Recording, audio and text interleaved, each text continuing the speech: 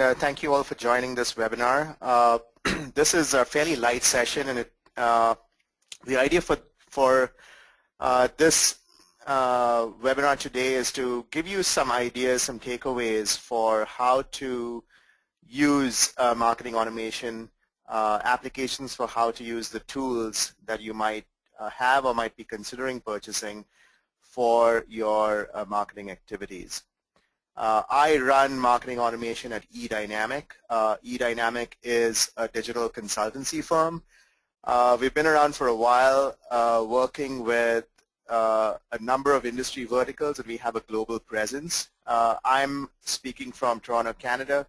Our main office is in New York, and we have development centers in Dubai, the Middle East, and in India.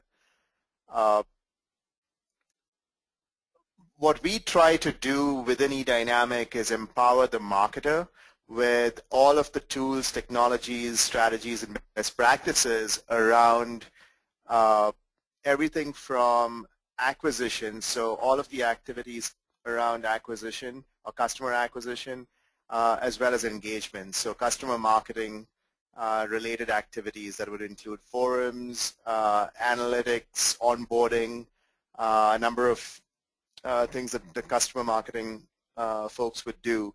And on the acquisition side, we focus a lot on user experience, website development, and in particular for demand generation, we work with demand generation tools, and we provide strategic consulting on lead management practices. Our offering in marketing automation is centered around certain gaps that we have seen in the adoption of marketing automation. These gaps consist of organizational readiness, assistance and help with campaign design and execution, bandwidth issues that marketing teams might face. So we help with day-to-day operations, and then the actual plugging in and installation of the tools themselves. So our offerings are in strategic consulting, in campaign design and execution. We offer managed services, so we offer a demand center, and if you've seen some of our past webinars, we talk about that.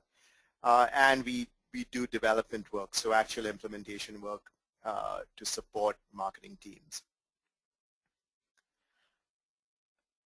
Before we go into why we are here, I think we have a poll question with you. So, Camia, can you put up that question, please?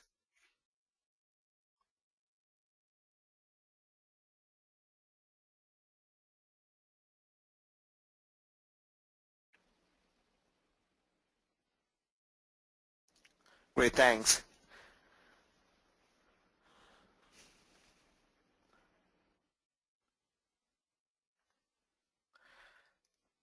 So it looks like a majority of you are using a marketing automation solution. About 67% of you said you're using a marketing automation solution, and about a third of you are considering investing in a tool. So I think that's a good audience for what for the purpose of this webinar today. So why we're here? If I can move this slide.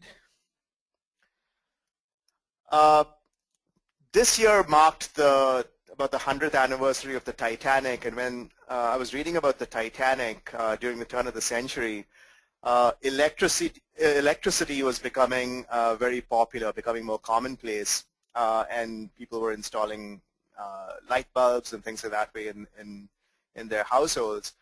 And with the emergence of electricity being more getting more mainstream, there were all kinds of new innovations that were coming up. For example, this toaster. There were all kinds of interesting gadgets that were coming out. Some didn't make it further along, but there were, it just sparked this whole innovation explosion.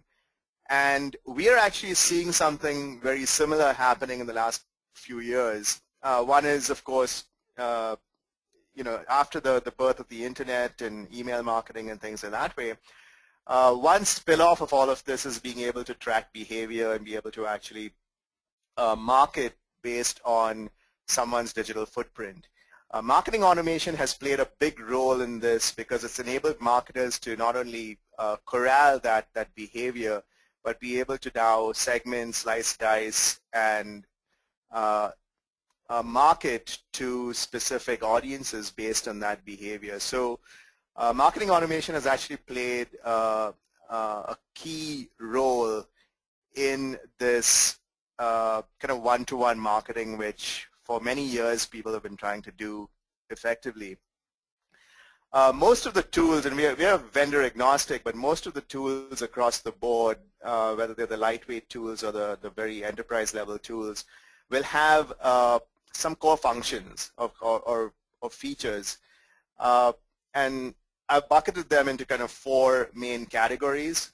The first is campaigns, so being able to communicate via email, via landing pages.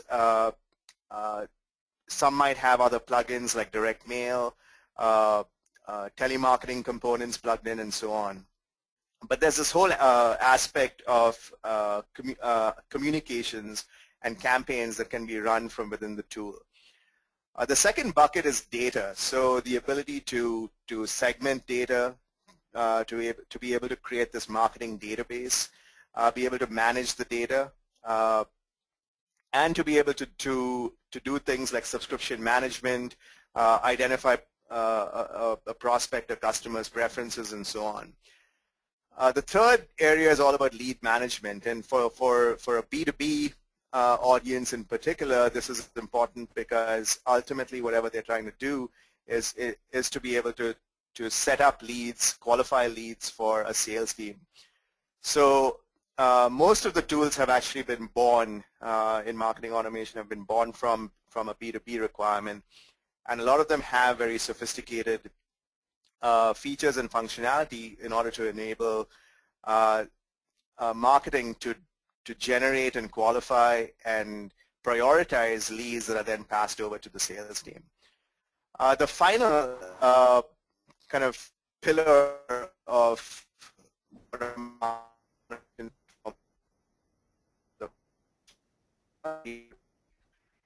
the ability to measure. So most tools can do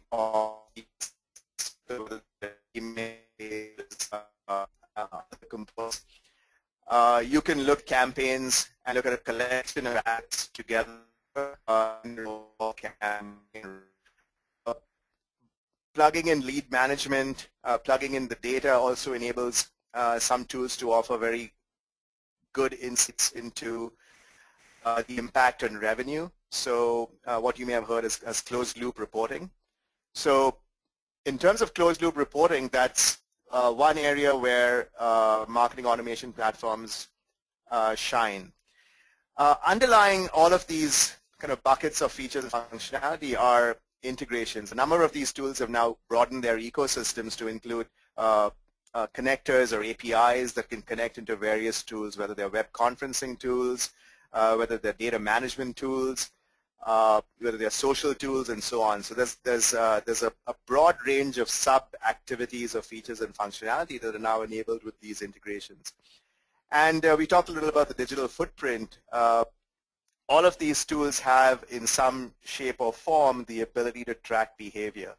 And there are certain tools that can do it in a very sophisticated manner, and some can do it in a basic manner.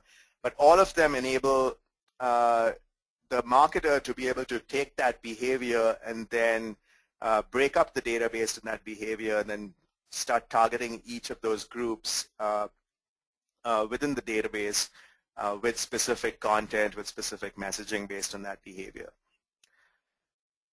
So just before we go into thinking about the tools, since there is a significant audience here that is using marketing automation, I'd like to ask Camia to put up one more polling question just to find out how you're using marketing automation today.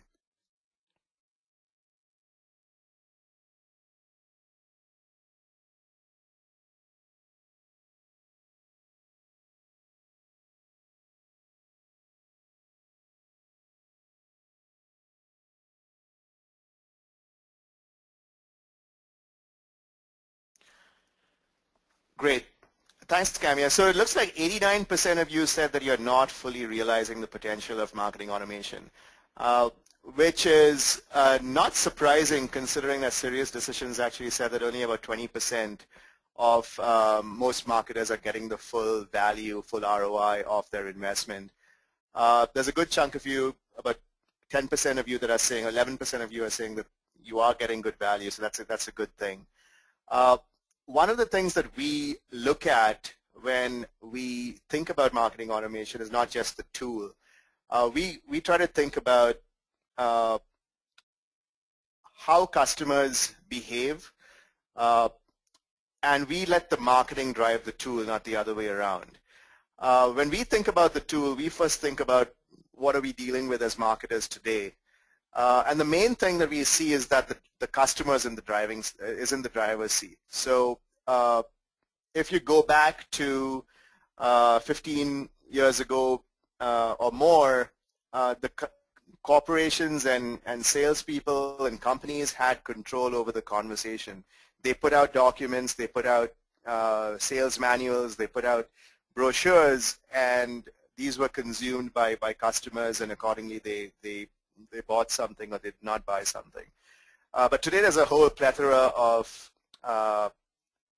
content out there, third-party content, not necessarily from a corporation, and that has put the buyer in complete control over the conversation. And that's a big challenge for marketers, but it's also an opportunity given the technology behind marketing automation.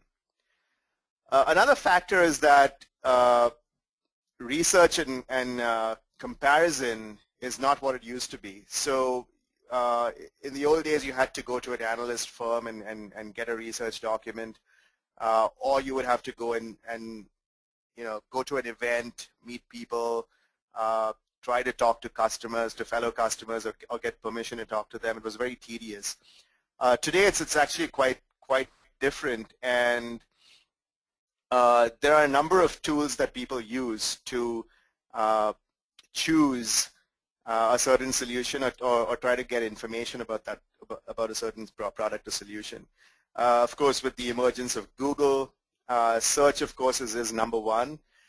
There are online ratings type systems, there's discussion forums, there's blogs, of course social networking is huge. There's a ton of stuff out there, and a lot of it is not owned by the company, so it's not the mouth of the corporation. So that becomes a big challenge for marketers, and we've got to actually try to connect and to join these conversations to be able to have a part of the conversation and be able to have a say in it as well. The third factor is that customers are now becoming more savvy. After the recent downturn in the economy, people are becoming more conscious about how they purchase. And what that means is that they're looking for value and they're looking for content. So there's a greater reliance now on content, whether that content is from the corporation or whether it's from third parties. But there's a lot of due diligence done prior to making a decision. Google actually captured this quite well in their term ZMOT, which is the zero moment of truth, where they said that customers actually decide what they're going to buy much before they actually walk into a store or talk to a sales rep, if it's in a B2B setting, to have that, excuse me, that purchase decision done.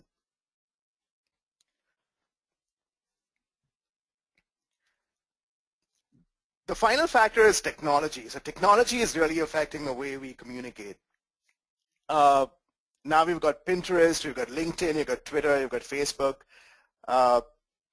You've got mobile apps. Apparently there are over 50 billion smartphone users in the world today.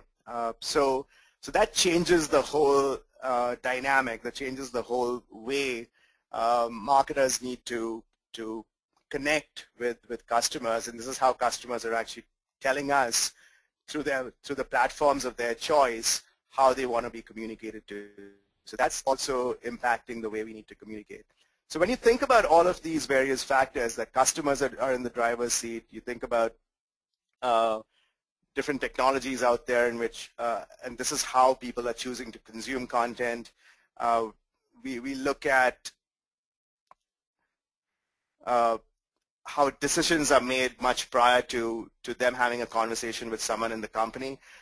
Those are all factors that we can take into account, and while they're very challenging for a marketer, they're also really interesting opportunities for how you can leverage marketing automation tools to take good advantage of some of these factors.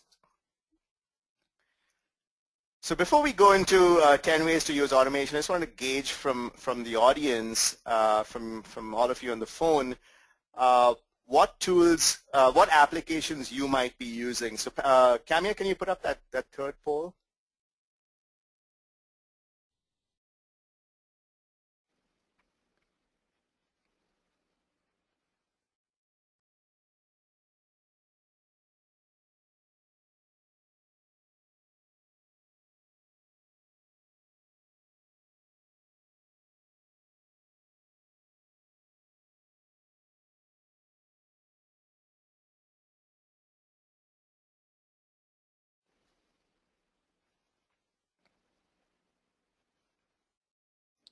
Thanks, Camia.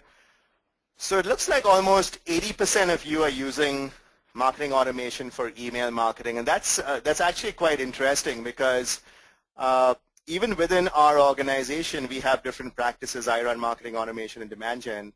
There are other practices and other practice heads who always consider marketing automation as being the same as email marketing. And email marketing does form a component of marketing automation, but it's not the only thing. So it's actually quite interesting to see that 80% of you are using the tools for just email. There's 20% of you that are using the tool for data segmentation, which is interesting because data does play a big role, and there's some powerful things that you can do with data. So that's actually an excellent application of marketing automation. From what I see, no one's using it for events, lead scoring, or customer onboarding, which we will talk about in the next few slides. So there is no particular order to how these are set up. So number one doesn't really mean that from a priority standpoint it is number one, but these are just 10 things that we have used when we've used marketing automation, and we wanted to share these with you. So number one is events, and the first type of events that most marketers do are offline events. So they might be annual conferences, might be user groups. There might be a whole bunch of different types of events that you do for your prospects, for customers, and so on. Marketing automation actually plays a very useful role in this particular type of application.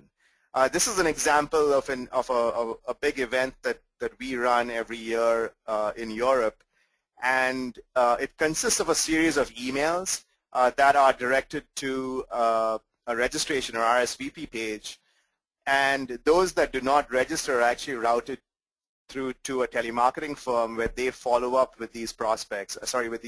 With these customers. They're actually high-end customers. And try to get them to register through another portal that's also created using a marketing automation platform, and try to get them to register. And after the event, there's an automated follow-up, including materials that are sent, case studies, some videos, and so on, that are sent to recap the whole event along with some giveaways and so on. So live events are actually a very useful application of marketing automation. These are some of the screenshots of the program, dietary requirements, all kinds of things that you might use for a live event. If there's a hotel booking, you can do a lot of that using an automated process without having to remember that, I've got to send out email 1, I've got to remember to kind of line up email 2, I've got to tell the telemarketing firm to call them. And you've got all of these disconnected pieces that can be really tedious for a marketing team. What this enables you to do is be able to tie it all in, set it up, and then concentrate on what this whole activity is about, which is trying to get people to register and then attend an event. The second is online events. Much like this webinar, you got an invitation, you registered for it. To see that you guys have actually come to attend this event. But it doesn't have to be a webinar. It could be an online video cast or podcast, any type of online channel that you might use for an event can also be very effectively used, very much like the live event. And actually this is a lot easier now because a lot of the tools have integrations into webinar platforms or tools that would use video or a webinar type method of displaying content. So there are WebEx, Citrix, those types of APIs and connectors that you can connect and register, pull past registrations through to those channels and then back again after they attend the event. Or if it's a video cast and if you're using YouTube, you can do the same thing. You can gate the registration and give them access to the video cast as well. Again, here's an example of how we develop these programs. It might be a little small on the screen, but essentially we start out with a workflow and then apply this with business rules into the marketing automation platform. And most of them consist of invitations, registration pages, and then a plugin or an integration with some channel, be that a webinar channel or be it some form of a video channel. So let's go to number 2, personalization. So one of the great things about marketing automation technologies is that because they have a database, you can build your customer profile or your prospect profile within that database. And what that allows you to do is the ability to then personalize your messaging. You can track from where people are coming in. So if they're coming in from a Google search term, you can personalize the message either in an email, on a microsite or landing page, and serve up the very specific content based on that search. It can get quite complex, but there are a number of ways in which that can be done. In terms of personalization based on behavior, imagine if you've got a website and you've got specific pieces of content. This is an example of a campaign we're doing where there's a resource center. There's probably about 20 different types of white papers. And what we've done is we've categorized those white papers under 4 buckets, which you can see in the green, yellow, orange, and blue decision diamonds. And based on each of those categories or those buckets, we have identified that the prospect has a certain interest in a certain topic. And by taking them through the buying cycle, we are actually taking them down a path of emails that are highly personalized based on that content. So that's another way in which you can use personalization in a very effective way. Here are some examples of how we use campaign personalization, targeted emails with a name, with content, go to a page that's pre-populated with information. Content again might be customized based on this person's particular requirement or this particular person's industry and so on. You can personalize it by the salesperson. So you can use the rep that person might be interacting with. It might be a follow-up to a telemarketing agent's conversation. So that person can then trigger a personalized follow-up campaign, which might include certain key points of the discussion as well as their contact information. You can send highly personalized messages. A lot of you are using email marketing, so you might be working with some of this. But this is a very highly effective way in which you can use personalization to drive conversion, to drive engagement. Another aspect to personalization is personalizing your corporate website. A lot of the times what happens is there might be a conversation that's happening with a representative, and this person, the customer, this prospect, invariably goes and checks out what this person is talking about on the website. They might Google the name of the company, land up on the website, and there's nothing about that information on the website. Most marketers using marketing automation might have built landing pages that might be focused on that particular message or that particular topic. Something that we have done, for instance, is built an integration between marketing automation and websites and content management systems that are driving these websites. And what that does is it enables these two systems to talk, and any personalization, any communication that might be sent to that particular prospect or customer, when this person actually lands up on the website, because these systems are talking, the site can also be personalized. So there's some powerful things that you can do in terms of personalization, not just at the campaign level, but also on big corporate websites as well. So in this example, you can take certain blocks and then customize the content or personalize the content based on knowing who you're talking to, who the individual is that's actually visiting this website. So on with number 3, data. Now I know about 20% of you said that data was segmentation, and that's a good thing. As part of data segmentation, there's also this aspect of data standardization or data cleansing, and you can build marketing automation based rules to both segment as well as standardize your data. For instance, if you've got a web form and you're asking for revenue, for instance, so you might be asking for a product or solution of interest, or it might be something simple as the person's job title. If this is not standardized and you've got a free-flowing text field in your web form, you're going to have 1,000 different varieties of job titles or revenue numbers or product interests and so on. And sometimes you have to do it that way because having just a pick list in a web form might be limiting. Or you may not have control over those web forms, or it might be just too tedious for you to get through getting those updated. So for whatever reason, you end up with data that's not standard, and one of the great things about using tools, marketing automation tools, is being able to standardize that data. And because you can now standardize the data, you can better personalize the information. You can you can spend more time or be more accurate with the type of segmentation that you're doing.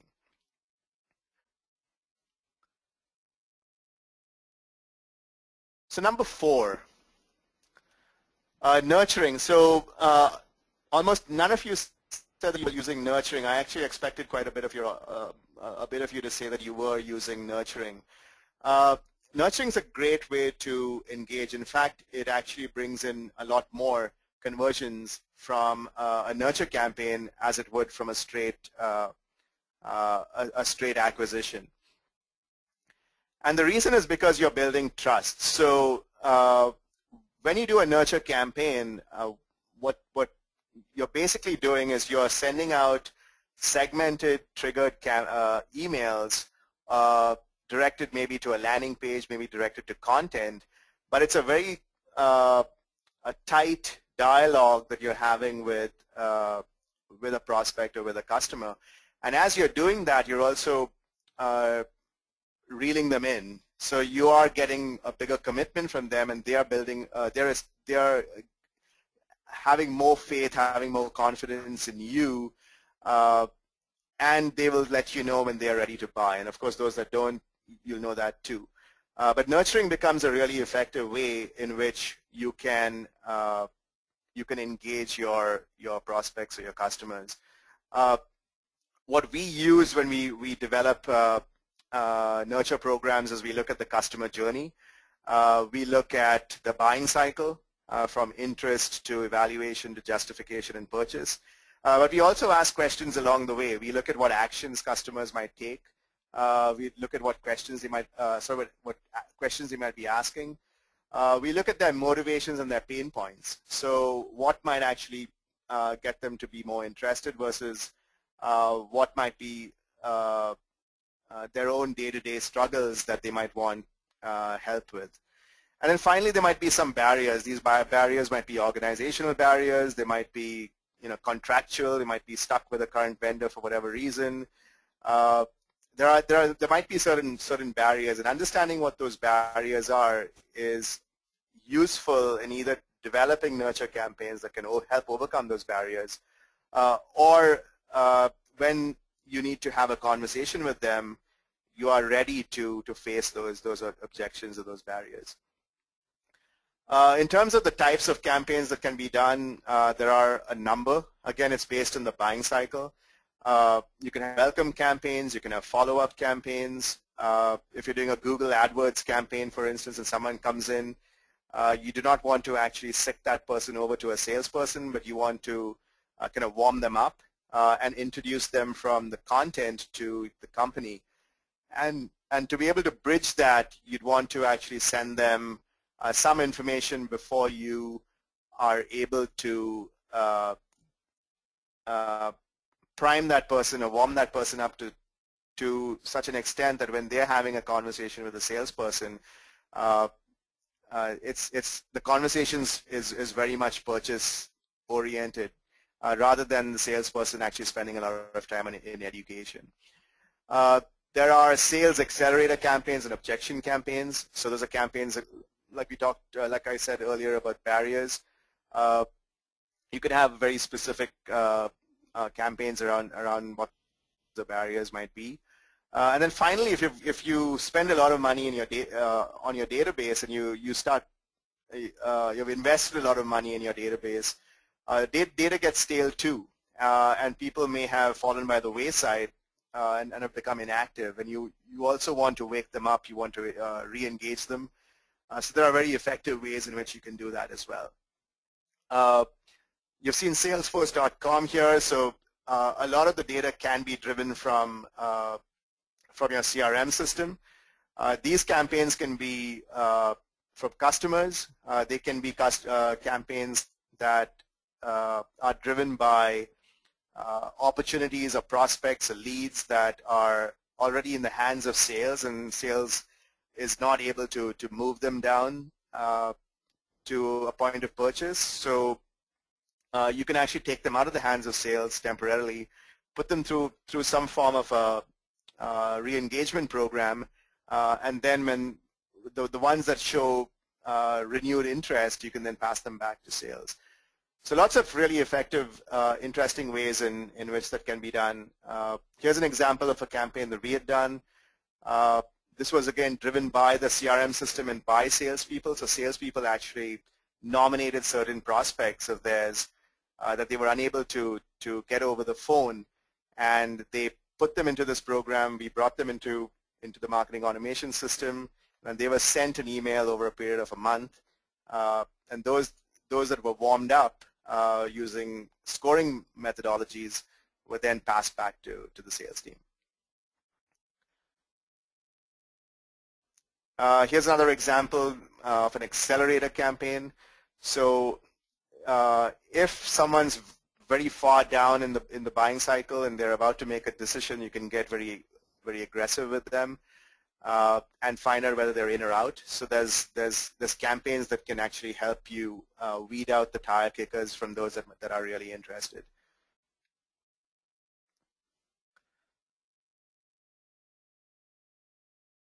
So number 5, creating a marketing machine. So this is one of the things that we build most of the time for our customers, and that is taking a lot of random activities that marketers might be doing, either online. They might be doing SEO work, pay-per-click work. They might be doing some PR, social media activities, campaigns, Facebook landing pages, and so on. A ton of different things that they might be doing. And on the other side, they might also be doing some offline campaigns. They might be doing some direct mail. events, trade shows, they might be buying lists. The good thing about having marketing automation is it can become your engine for everything that you're doing. With proper process and with proper configuration, you can bring all of these activities in to a web platform like your website or whatever's your key web property. You can underlie all of this behavior and activity that's created by these campaigns that you're running, and the marketing automation engine takes that information and starts tracking that behavior, starts tracking that information in its database, and then you can slice, dice, segment, route into nurture campaigns, and do a whole bunch of different things.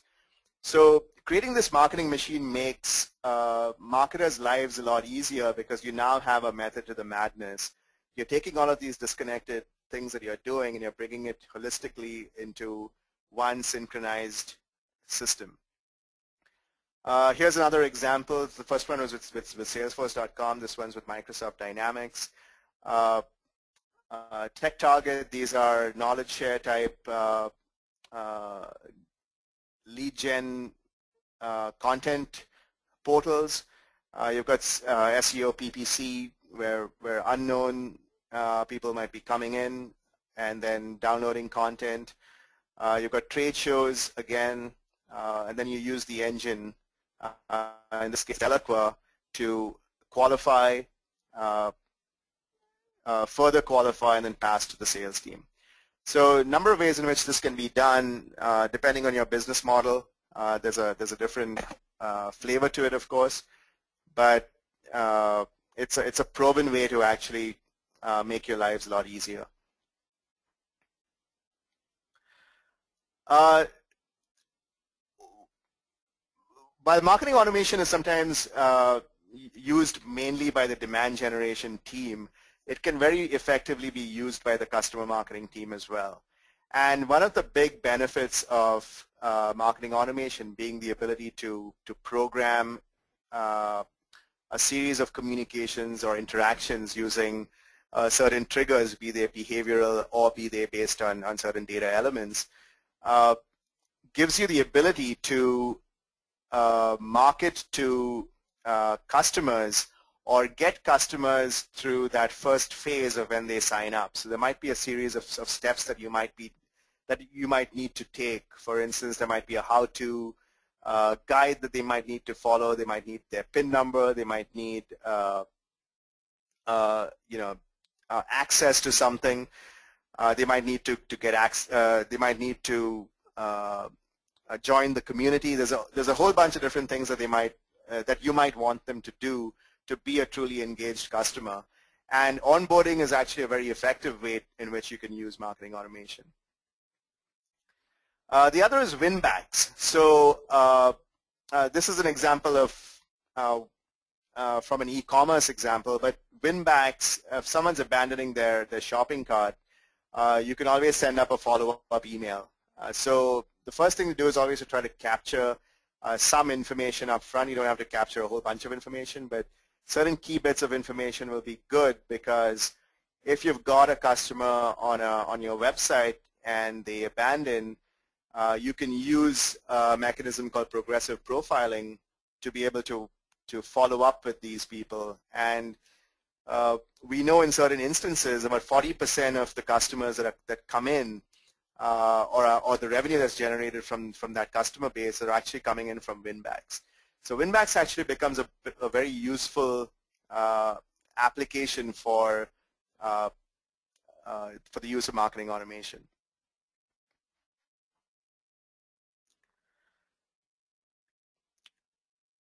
Number 7. So number 7 is all about scoring. So one of the questions we asked in the poll was, are you using it for scoring and nurturing? Basically what this means is prioritization. So if you've got 10 leads coming in into your system, into your web form, through a list, you need to be able to prioritize them in order to be able to either identify that here's someone who I can either put in front of a salesperson or send them an aggressive email to get them to buy something. and here's someone who's totally not interested, is not engaged, and I got to do some work over there with that segment of the database. So being able to do that becomes very relatively easy if you've got marketing automation. It's all about combining the level of engagement with the profile or the type of customer that you're trying to target. And once you try to get that perfect match, you actually have someone who has a high likelihood of being in the buying zone, being able to be someone that you can sell to. There are a number of ways in which scoring can be done, but essentially it's a combination of profile fit, so your ideal customer, versus their level of engagement. So it's how much you want to talk to them versus how much they want to talk to you. And once you get that perfect match, you can then determine which of the groups then fall within the group that you actually want to follow up with, you want to sell to, and which you might need to spend more time with. So this is an example of just setting those thresholds to determine which goes to sales, which you have to work on, which you can put into a secondary nurture program, and so on.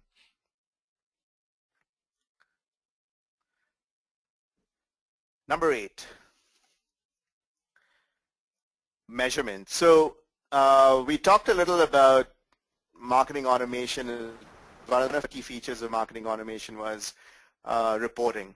And the really useful aspect of marketing automation, especially when it's tied to a CRM system, is to get an impact on revenue, data that's based on impact on revenue. So anything that you're doing in marketing, you can now tie back to business or what that effect is of those digitally sourced, digitally influenced prospects that you worked on, and how has that really impacted the bottom line within the organization. You can do this at the campaign level, like we said earlier. You can do this at the asset level, so you can look at emails, or you can do it, which your leadership will always love you for, is being able to tie it back to revenue. The other aspect to this is test and learn. So anything that you're doing, which would take you twice as long or 3 times as long if you had to do manually, you can do very effectively, whether it's testing out your emails, whether it's testing out your landing pages, whether it's testing out microsites, messaging, and so on. There's a whole slew of things that you can do prior to actually sending out a big campaign, and this can just dramatically increase the effectiveness of what you're doing and also the results. So you can get better results, which in turn drives more revenue, drives better engagement, and so on. So there's a number of various really cool things that you can do from taking a test and learn approach with marketing automation. Number 9, social media. So one of the really interesting things that's happened in the last couple of years with marketing automation tools is integrations. And one of the really easy integrations that these tools allow you to do is plug into social applications like Facebook and Twitter and so on. What this also enables you to do from a campaign perspective is create the perfect storm.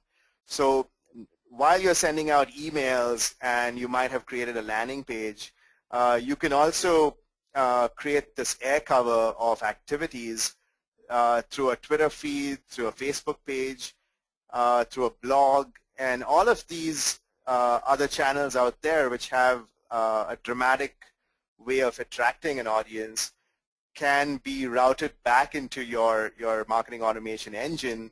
You're able to now track where they came from. You can use methods like single sign-on between or social sign-on between your marketing automation tool and the social applications, so you don't have to have people filling out big forms.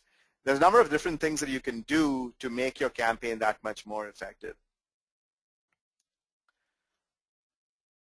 The other side of this is location. So the example here is of AJ Bombers. Joe Sorge is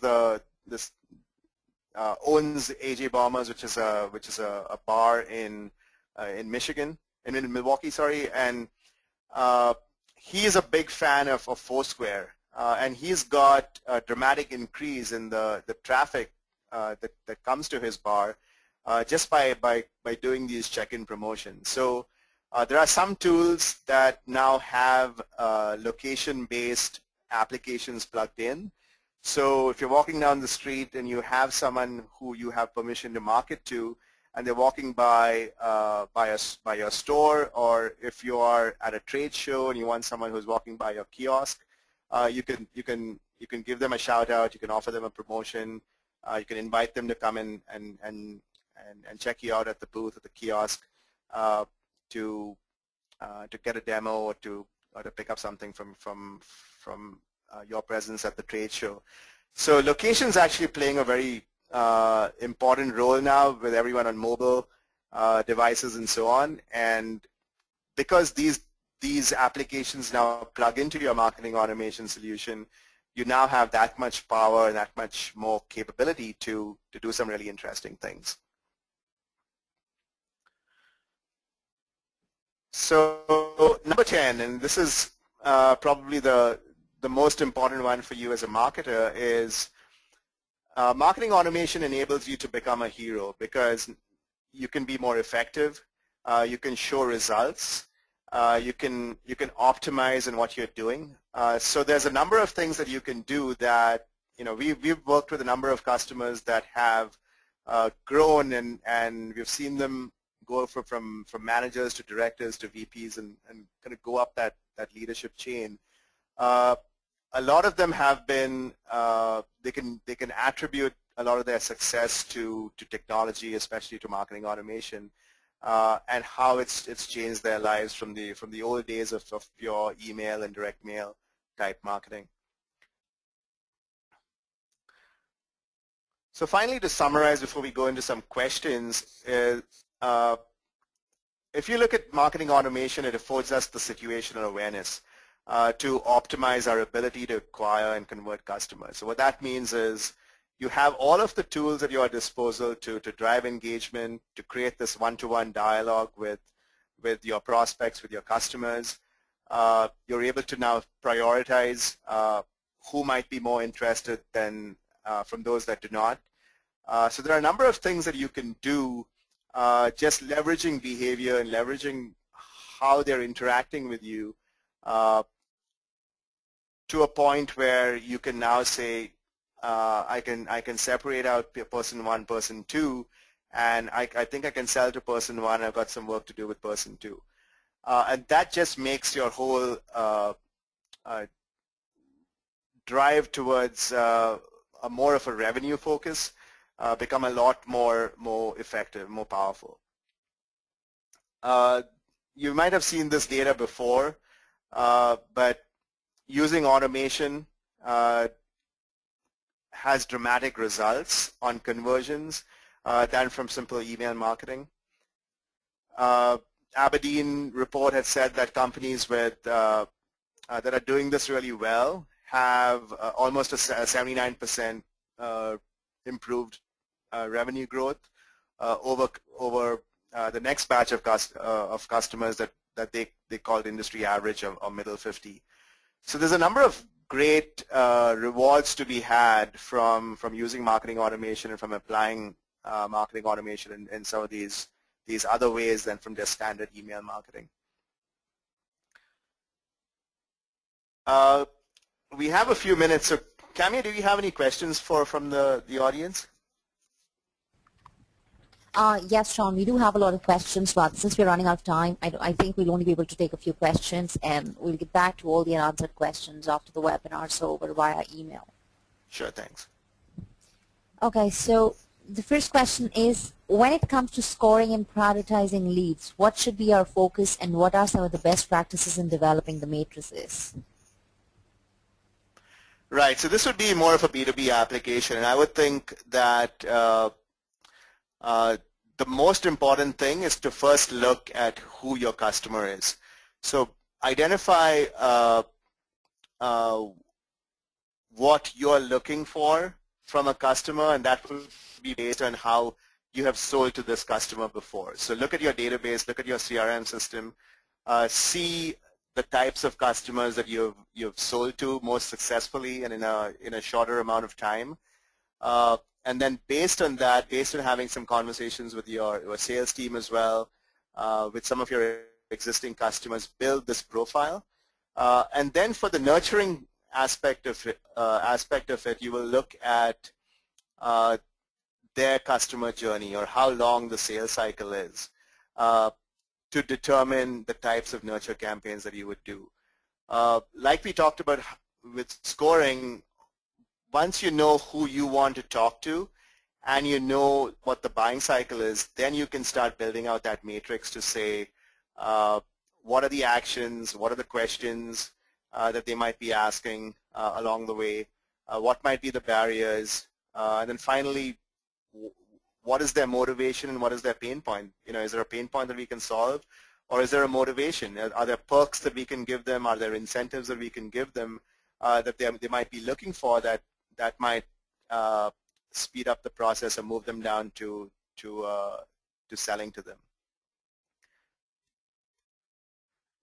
I hope that answered the question. The next question is how Yes, that does. So the next question is, how frequently should our prospects hear from us via email? What is the average length of a nurture cycle for cold leads?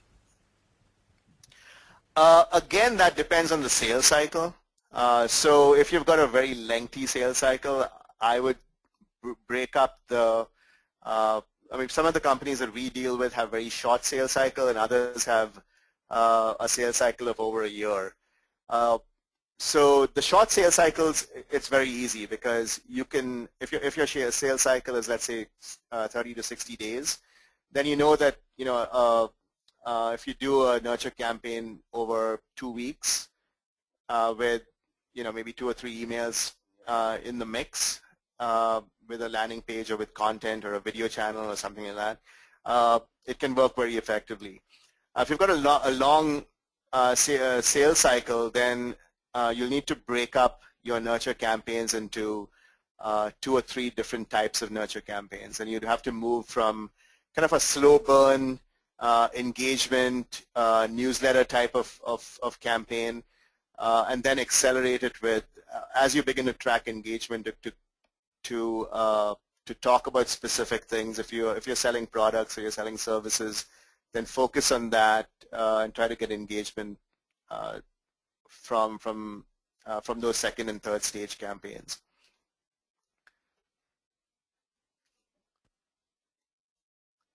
Camille, I think I answered there are that. a few more questions coming up, but sure. Yes. So I was saying that there are a few more questions coming up, but we'll have to get back to them after the webinar. And at this note, we'll have to end the webinar. And I would like to thank everyone for attending our webinar. We hope you found it informative. The recording for today's webinar will be available on our website within the next 3 business days, and we'll also be sharing the webcast URL with all the attendees via email. Feel free to reach out to us at contact@eDynamic.net for any questions you may have. Thank you once again. Yeah. Thanks, everyone. We'd like to hear from you as well. Also get some feedback on what you thought about this webinar. And also, if you're doing anything interesting in terms of data segmentation, feel free to connect with myself or with our team. Thank you all.